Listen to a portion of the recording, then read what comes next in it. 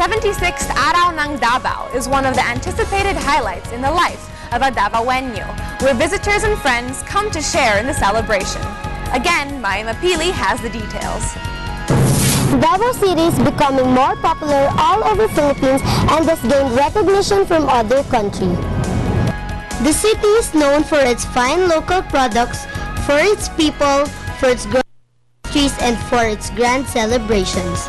Apart from the Cadayawan Festival, the Davaoenos and tourists also await the celebration of the Araw ng Davao, wherein it was successfully graced last Saturday. In the festivity, many exciting competitions are conducted.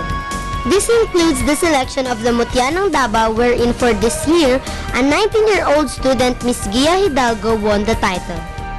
Davao City is very known for being the most livable city and being the most peaceful city dito sa ating country.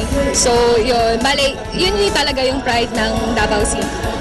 Many celebrated the 76th Araw ng Davao, which includes Senator Bam Aquino, who also admires the city's development. Well, unang-una sa mga Davaoenyo, the best syempre kasi kalahati ng puso ko taga Davao, di ba? My mother is from here, no? In fact, yung nanay ko sa Santa Ana National High School, sa Women's, saka sa University of Mindanao. Dito sila nag-meet ng tatay ko, dito rin sila kinasal, no? So, Davao is a big part of my life. I know that a part of me, may Davao dyan sa puso ko. Hindi lang Tarlac, no? May Davao rin dyan. Yung lola at lola ko, love Davao. And talagang marami silang naturuan ng mga tao dito. Kahit kata si Vice Mayor Duterte, naging estudyante na ata nila. So Davao is a very big part of my life. And I'm so happy na maraming napupunta dito, maraming turista. Can also share with the beauty of Davao, yung kagalingan ng mga Davaoenyo. At syempre yung kagandahan ng ating syudad. The parade last Saturday was awaited by the crowd. And for this year, the parade has the most number of participants, reaching more than 300 entries. Well, basically, we are very happy that our parade is well attended. There are several offices from the local government and national government agencies that are in the parade already. Of course, our sponsors, the private sector, most of all, have a big contingent, no? Iba-ibang mga grupo yan. So, itong parada natin, this is longer than last year. So, we're very happy and we know that the parade director, Mr. Alparaque, will be able to manage it well.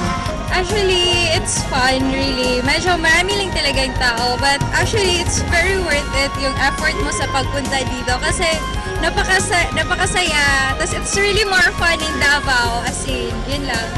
Meanwhile, Davao City Police Chief Senior Superintendent Ronald De La Rosa said that Davaoenos and tourists need not to worry about their security as they celebrate the Araw ng Davao. I am personally assuring them of their safety while they are here in Davao City. Sinisiguro ko sa inyo na pag kayo makipag-celebrate sa amin sa Araw ng Davao, ngayon sa araw na ito, I am personally giving you my assurance that you are safe here in Davao City. This is Maya Mapili for News at 1, Junior Edition.